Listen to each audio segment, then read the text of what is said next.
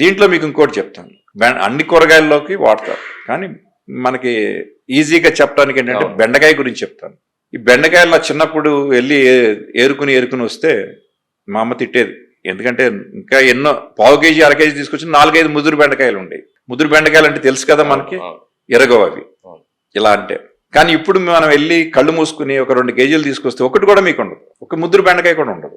అన్ని బాగుంటాయి, అన్ని లేతగానే ఉంటాయి, ఎంత లావు ఉన్నాయండి, ఎంత చేయనివ్వండి, అన్ని అలాగే ఉంటాయి. దానికి కారణం ఏంటి? ఎవరు ఎతకరు, బాగున్నాయి, తాజాగా ఉన్నాయి, చాలా మెరుస్తున్నాయి అనుకుంటారు. కానీ దానికి ఒక రకమైన స్ప్రే చేస్తారు ముందు, కోసే ముందు స్ప్రే చేస్తారా? కోసే ముందు మనం వెళ్ళి ఇట్లా అంటే ఎరగవు అవి. ఆ స్ప్రే చేసిన తర్వాత ఇరిగిపోతాయి, మీకు లేత అయిపోతాయి.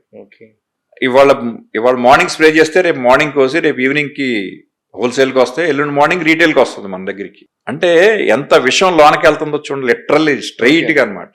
అక్కడ చూస్తే ఫ్రెష్ గా కనిపిస్తుంది.